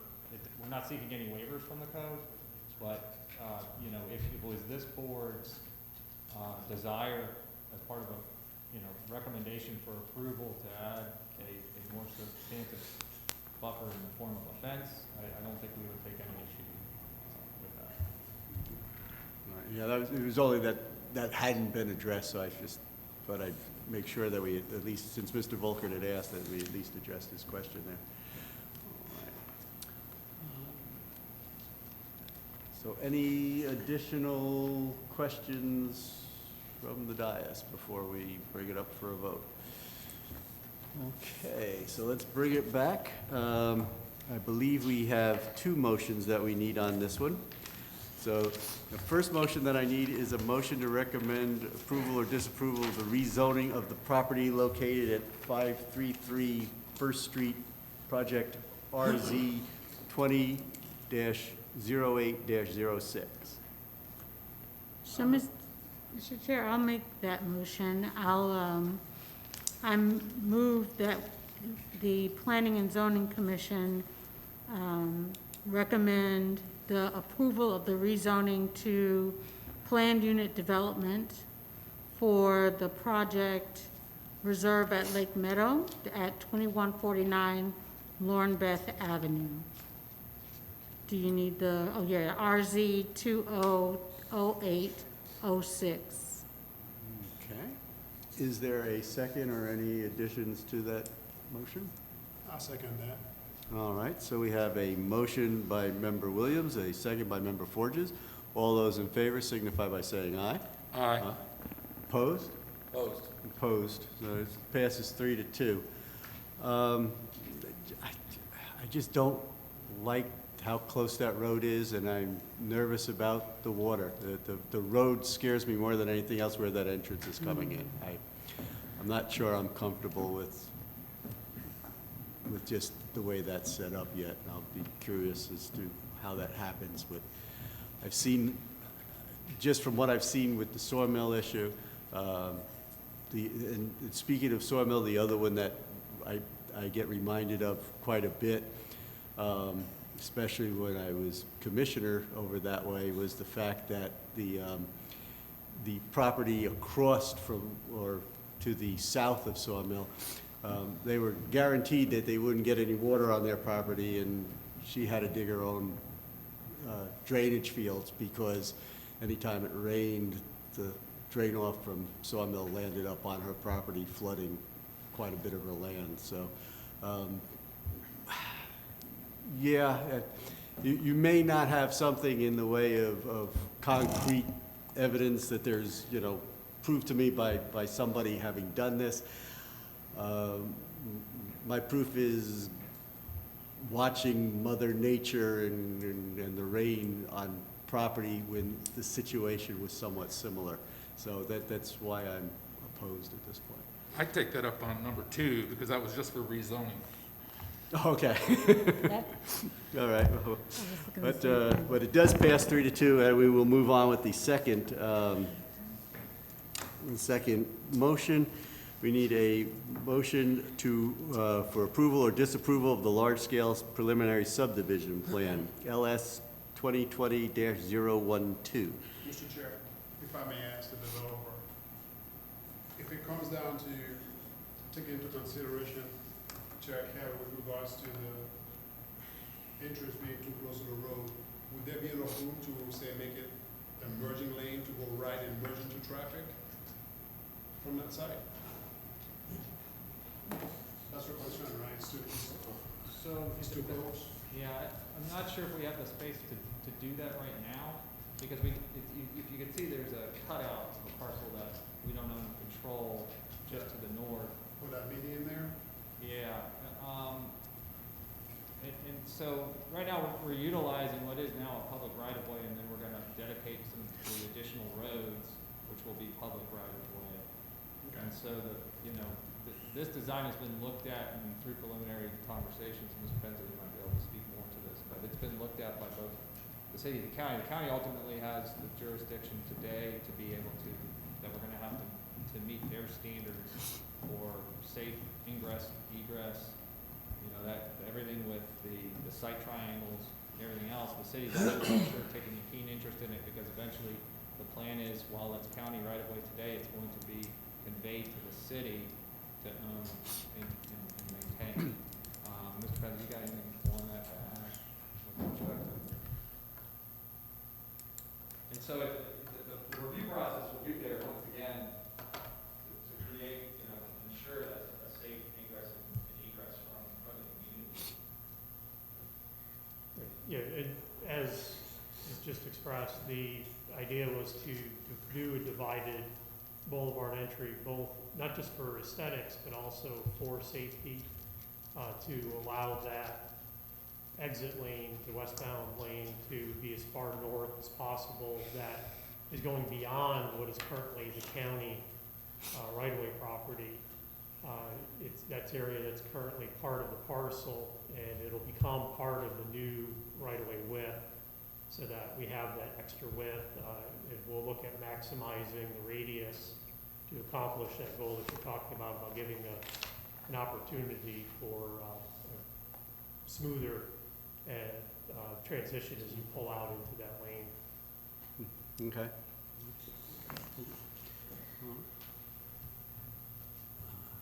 All right, so with that, is there a motion for or against? Well, I will move that the Planning and Zoning Commission recommend to the City Commission that the large-scale preliminary subdivision plan be denied and given more opportunity to address the various concerns that are associated. I second that. All right, we have a motion by Member Williams, a second by Member Mellon. All those in favor signify by saying, let me just reiterate, if you are in favor of this motion, if you say aye, you are denying it. So just to make sure everybody understands where we're going here. So is there, all those in favor of denying the motion, denying the approval, signify by saying aye. Aye. Opposed? I oppose. Okay, so 4-1, it is denied. Okay, all right. With that, we will move on to our third item of the night. I think at this point, we get a little bit quicker there. 533 First Street, this is a public hearing. It's annexation and rezoning. And Planner Gregory Hines, we'll turn it over to you. Okay, so the first property we have tonight for annexation and rezoning is the Mohammed property. It's located at 533 First Street. The current property is about 0.16 acres in size. And the property is located north of East Silver Star Road and south of Center Street. The current zoning around the area is R1 and R1A, so it's the single-family zoning. And this is just an aerial view of the property. As you can see, this is Center Street here, and then Silver Star is just south of that.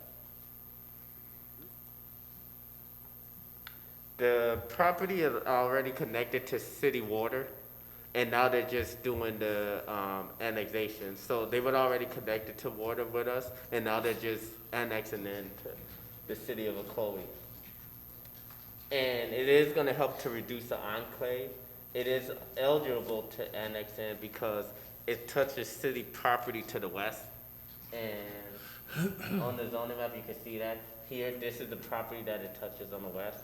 And as you can see, like I mentioned earlier, it's surrounded by the R1A and the R1. So this is just a future land use, just showing you that all the area is low density residential surrounding it. And the DRC did recommend approval of rezoning the property from R1 single family Orange County to R1 single family dwelling for city of Ocoee. And staff also recommended the rezoning and the annexation as well. And if you have any question, I can. All right, are there any questions from the dais? All right, hearing none, we will open the public hearing. We'll give it a minute to see if there's anybody outside who would like to. No? Okay.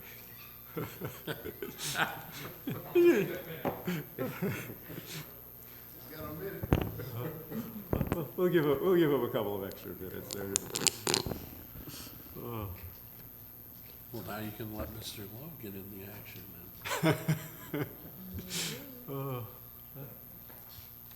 I figure we'll just we'll give him a moment to get back. Around this property already annexed to? Yes, a lot of them are annexed in, and what we're doing within the next couple of months too, we're going to be annexing more property because we have a lot of enclave in that area, so we're trying to close those enclaves.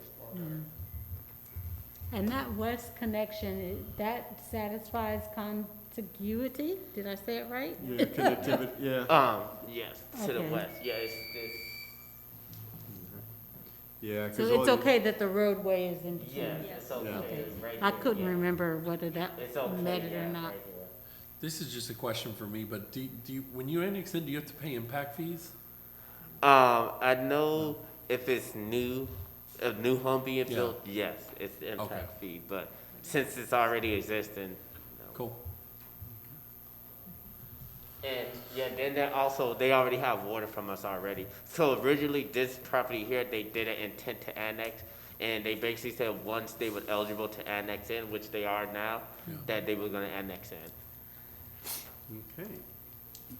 So we need two motions on this. One will be a motion for annexation and then the other for rezoning. So can I have a motion to recommend approval or disapproval of the annexation of the property located at 533 First Street, AX 0920-92? Mr. Chairman, I make a motion for annexation. Is there a second? Second. I have a motion by Vice Chair Lomnick. I have a second by Member Mellon. All those in favor signify by saying aye. Aye. Opposed? Carried? Mr. Okay. Chairman, I have a second motion for rezoning. All right, go ahead. So, you're making a motion to approve the rezoning? Yes. Okay. Is there a second to that? Second.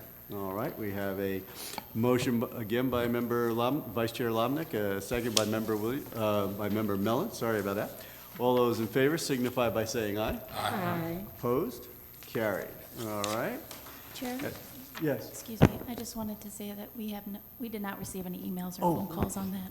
Okay, sorry about that, I forgot to ask. I heard the buzzer go off and then I realized I forgot to ask you on that. Sorry about that, Madam Clerk. All right. 506 Second Street, again, public hearing for annexation and rezoning, and again, Planner Hines, will send it over to you. Okay, so this is another property, it's the College House property located at 506 Second Street. This is also just like the previous property. They already have that intent to annex with the water connection, and now they're just annexing in because they're eligible now. This property here is actually 0.59 acres in size, so it's a little bit over half an acre. And it also is surrounded by R1 and R1A, which is our single-family designation, and it's the same thing for Orange County as well. This is just an aerial view of the property, and this property here is actually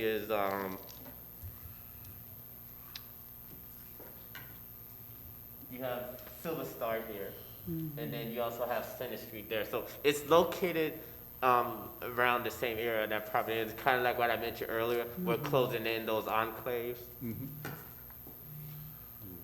And it is eligible to annex because it does touch a city property to the north of it. And the zoning map here shows that. I could kind of zoom in, but if you look here, you can kind of see where it touches this here, which is city of Ocoee. This property here, we're actually proposing to rezone it to R1 as well, because as you can see, it is surrounded by R1A zoning and then also R1 zoning. So we recommend to rezone that just from Orange County R1A, which is single family, to City of Ocoee R1, which is single family dwelling. And this is just the future land use showing you that the area is all low density residential. And DRC and staff both recommended for the annexation and also for the rezoning as well. All right. Any questions from the dais? Hearing none, we'll open the public hearing.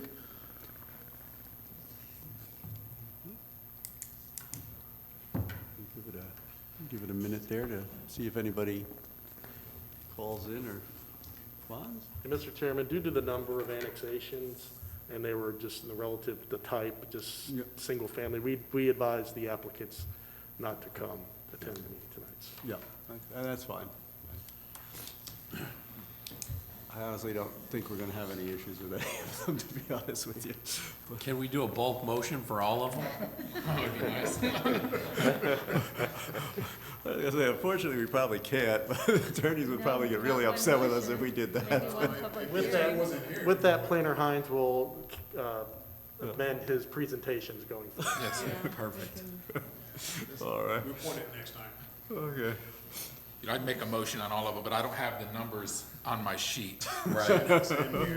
Okay. Madam Clerk, have we gotten anybody calling in? No. Or any emails? Okay. Hearing none, what we're going to do is bring it back to the dais.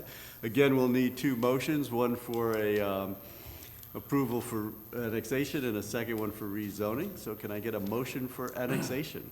Mr. Chair, as the Planning and Zoning Commission, are we acting as local planning agency in this action? Only in the, okay. That we approve the annexation, number AX 072088. Second. All right. AX07, am I on the right property? Okay, yeah. All right, although we have a motion by Member Williams, a second by Vice Chair Lomnick. All those in favor signify by saying aye. Aye. All those opposed? Carried.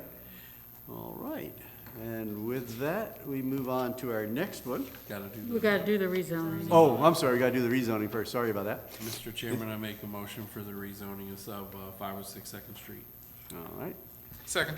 All right, we have a motion by Vice Chair Lomnick, a second by Member Mellon. All those in favor signify by saying aye. Aye. Opposed? Carried.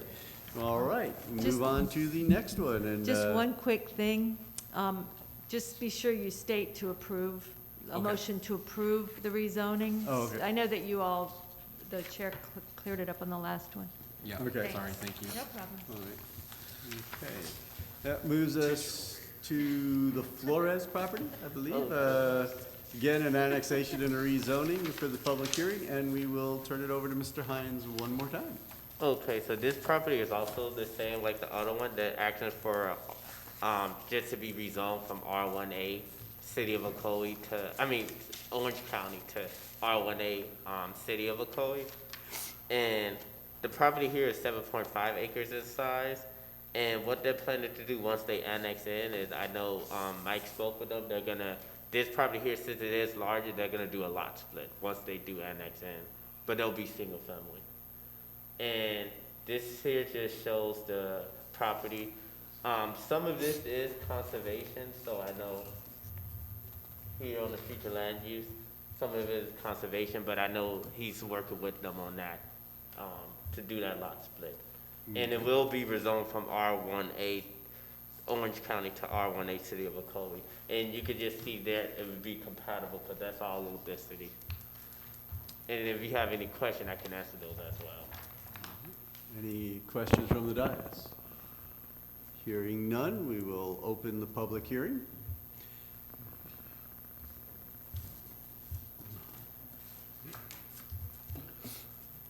So that mean everything in the green was not buildable? It's conservation, or just the yellow?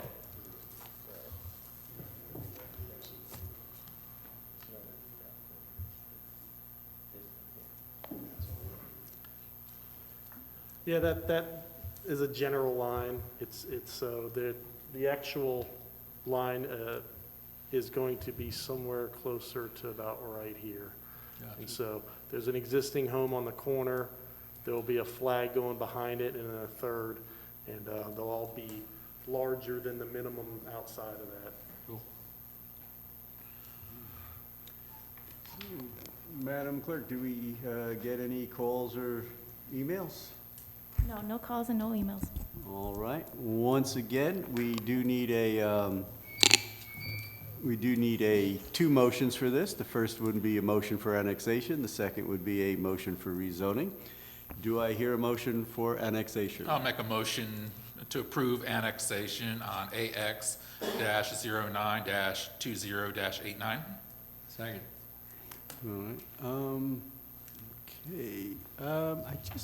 I only have one question there, and it may just be my my numbers on mine, No, mine too. but I have different numbers. I was reading these up here.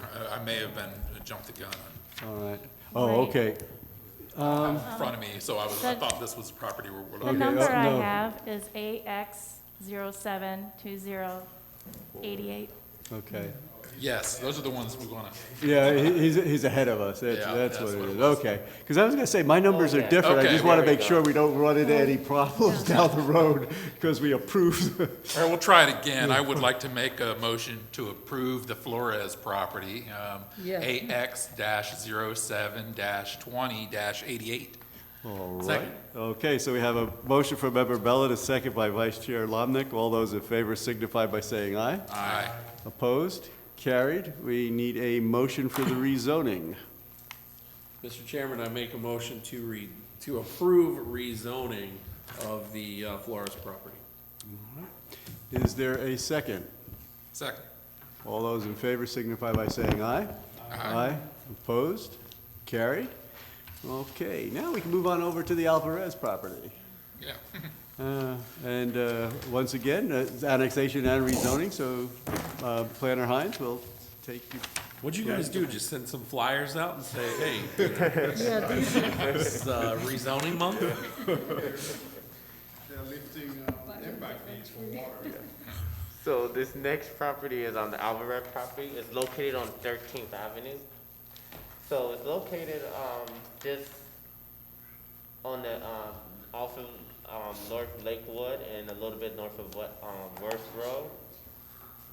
Currently, the property is vacant, so that's why it doesn't have an address assigned to it. It's a vacant property, but it is zoned to be a single-family home. And it's just going to be rezoned from Orange County R2, which is still single-family. I know R2 is just multi-family, I think, but it's still considered single-family. And we're proposing to rezone that to City of Ocoee R1. It's about 0.18 acres in size, and this is also going to reduce the enclave. This is just an area view of the property. And then this here is just showing you the surrounding area. As you can see, it's keeping in line with our R1A, because this is also R1A where it touches, and that's why it's eligible to annex in. And then this is just showing you the future land use, showing you that this surrounding area is low density residential. And DRC and staff both recommended to do the rezoning from R12 to City of Ocoee R1 single family. All right. So, any questions from the dais? Hearing none, we'll open the public hearing and see if we have anybody call in or email us. I'm curious as to how they have so many of them. So we gave out water bills and realized, hey, wait a minute, these people live in there. We need to- Collect water for free. Well, we did have last month off, sorry. You didn't kick that. yeah, that's true. So this is actually, it's gonna be rezoned to R1, not R1A. R2 to R1. Oh, I thought that's what you said, okay. That totally changes things. Okay, if I was watching my clock on the wall correctly, I believe we've gone a minute, so has there been any additional call-ins or emails? No, we have received no emails or phone calls. All right, so hearing none, I'm going to close the public hearing and bring it back up to the dais.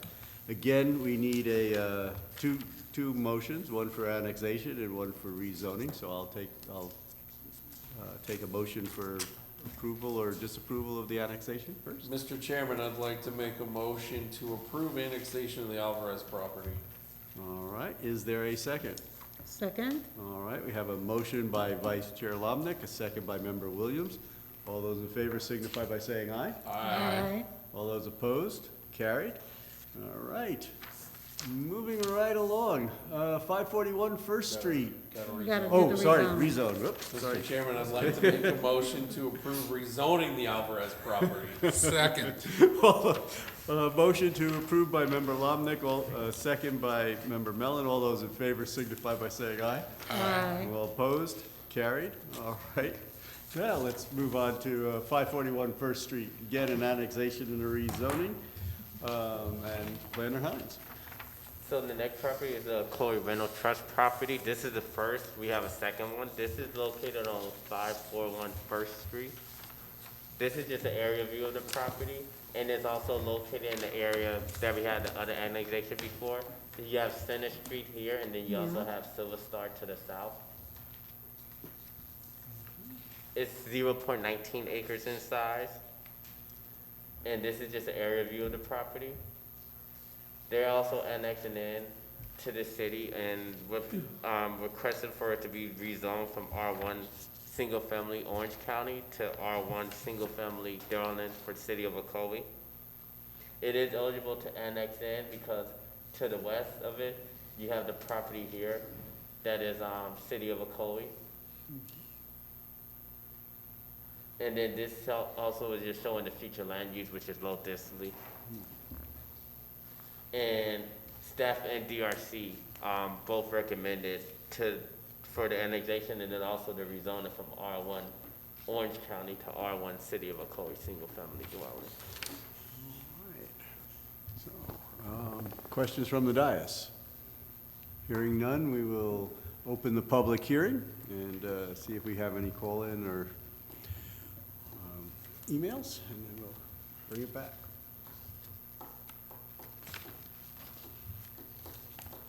Mike, where's my studies at?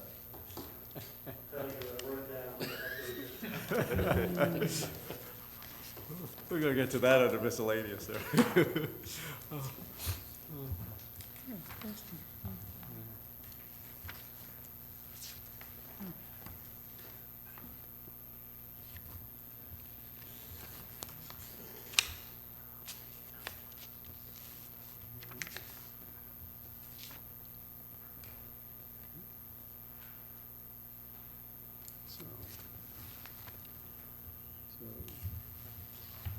Have we received any emails or? No, no emails and no phone calls were received. All right, well, thank you. Give it 2 more seconds. There we go. All right. With that, we will close the public hearing.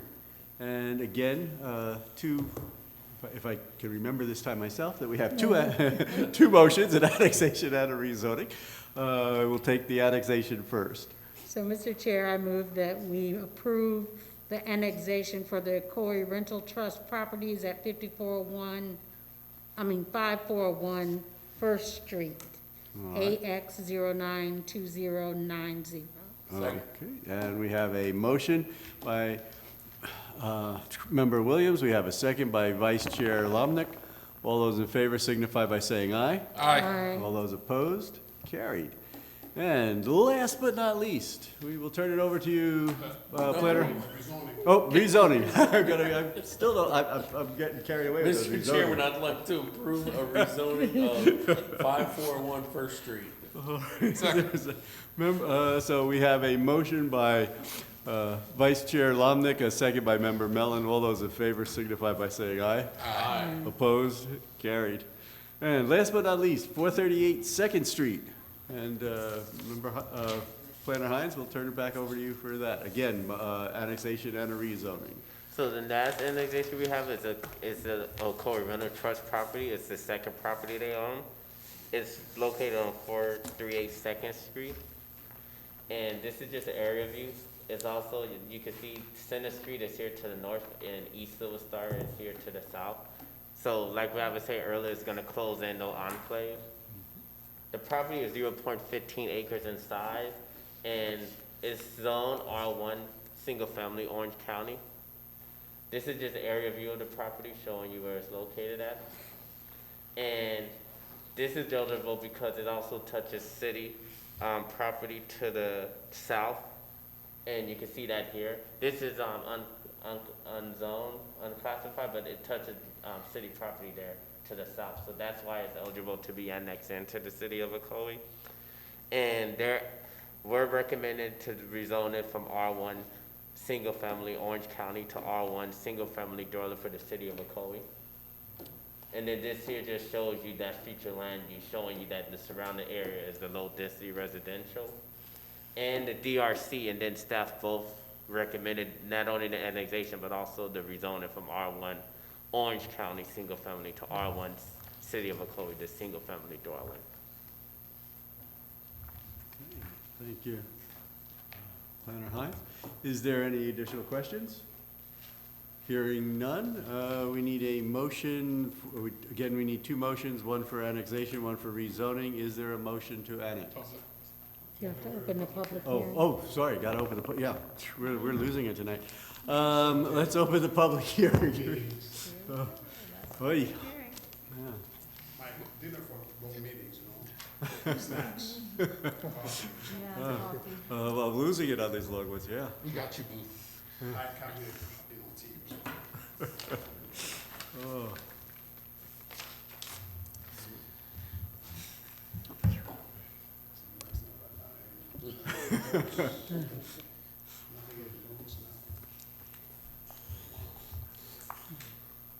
Sugar cookies. You're trying, anything, you know? He's not putting anything down there. He's not putting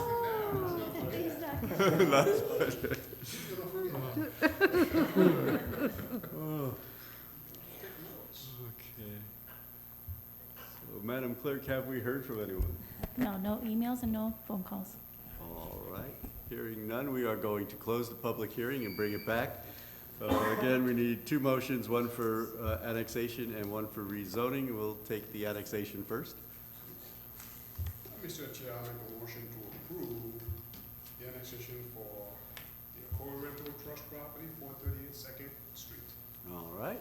We have a Second. motion. Is there a second? I'll second. All right. We have a motion by Member Forges, a second by Member Williams. All those in favor signify by saying aye. Aye. Opposed? Carried. And we need one for the rezoning. I remembered it this time. Yeah. So, Mr. Chair, I move that we recommend approval of the rezoning for the Ocoee Rental Trust properties at 438 2nd Street, RZ 200910. All right. Is there a second? Second. All right. So we have a motion by Member Williams, second by Vice Chair Lomnick. All those in favor signify by saying aye. Aye. Opposed? Carried. All right, that brings us to miscellaneous, and I do have one piece of news there. Our assistant city attorney, I guess that's the proper title there, Dana is going to be leaving us. This will be her last meeting. So thank you for all your help over the time that you've been here. It's been a tremendous help. Thank you all. Thank you very much. I appreciate that. It's been great working with the city for the past nearly 6 years, but my mom's in Tampa and most of our family's in Tampa, so we're going to be moving back to Tampa. Wow. I make a motion to deny that. Yes. I second that. I said we write a letter to the city of Tampa, not allow occupation.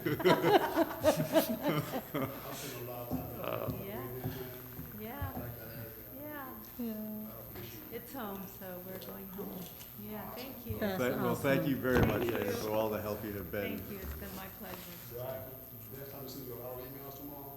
Yeah, of course. Just a few more emails. All right, with that, project status report. Yes, I just wanted to say, as Mr. Lumnick had asked about, we were not out spinning signs seeking annexations. We would, but we have, because of the city's steps going forward, we had a developer that bought, as part of a portfolio, bought some distressed properties that are in Ocoee or in Orange County from a property owner that had a lot of distressed properties and had been code enforcement issues. And they bought these properties knowing that its proximity to the downtown and what Ocoee has going on. So what they're doing is fixing these properties up, annexing what is eligible to annex. And so it's just a little, just kind of showing you that just what happens when you kind of do good things and go the right way. Things happen on the periphery that will also have a positive benefit. So with that, we have a number of these properties that were able to obtain water if they needed it, but they were not eligible to annex at the time due to adjacency. So we have a process where they fill out a form called an intent to annex, and we check those. Greg's going through a project, looking at all the intent to annex, looking at the ones that are eligible now. Then if we annex this, and you start doing the dominoes, so you're going to start seeing more of these come in. So that's kind of why you're seeing a big flush of them right now. The comprehensive plan amendment, removing the CEA, capacity enhancement process, was sent to the state. They had no objections or conditions or recommendations. So that is now removed from our comprehensive plan. It is not a process, the capital enhancement process is part of rezonings and land use amendments. The Sunnies, the site plan, and the building permit have just been reviewed. We expect the building permit had a couple of plumbing, but it's moving right along to be both of them stamped approved pretty quickly. We're getting at the old Chevys, the old Bates, the old Rawhide, we're getting a Mr. and Miss Crab. When I saw the permit from an interior build out come across, I was like, okay, what is this? And I Googled it and I was surprised. I was delighted to see that there's about 8 locations in South Central Florida, and they're doing another 5. Yeah, so it's a Louisiana style seafood. It's a seafood boil, basically, Okay. is what it is. And I know there's one on Kirkman. Yeah, so they're close. They were out of Tampa, I think, was Yes, where I the think majority so. of them came from. But yeah, they're starting to move into Central Florida now. So we're getting one. That's good. Yes, we're getting one there. That's all I have written down. Lou wants a per diem or something for planning and zoning. I put that as well. So. But again, Dana, as much, and I just want to say I really appreciate the candor tonight with the discussions. Very good, and thank you for not attacking staff in any way with some of your, well, I think you're wrong. That's very much, but it's a lot of times on projects, you don't see the meat grinding that goes, but as much as I am confident in a lot of times discussing stuff with you, it's because Dana and I have spent time together on the phone, hashing things out, and I'm gonna sorely miss her. When Paul left, she was a good crutch to land on. And now I'm going to have to do more work myself. But thank you, Dan. Yeah. Well, those guys, when they bring it back, they'll make some changes maybe and bring it back. They've got to evaluate what they want to do. Again, this is just a recommendation. And so, and I'll just say, not everything you said was not stuff I still had cautioned on going forward. And so it's sort of a weird the recommendation for the rezoning, which kind of sets the density. If you just looked at it in a bubble. So you kind of approved that, but you're like, I don't like how you got there. And maybe that's not the right way. And so having to deal with that is something they're going to have to look forward to. Yeah. So It'll be interesting what the commission does with it when they. Yeah, that's true. And you gave great commentary to it. You didn't just ambush at the end and say, I don't like because of this and this. You gave background, and so that helps us. That helps me when I'm dealing, not only just say, I think that this is what they've verbalized. This is what they're thinking. This is what you're going to be looking at. So thank you for that. That's all I have. All right. I answer any other questions? No other questions at this time. So we will take a motion to adjourn. I'll make a motion to adjourn this lovely evening. All right, we have a motion by Member Mellon, second by Vice Chair Lomnick. All those in favor signify by saying aye. Aye. Opposed? Carried. I can vote on that, right?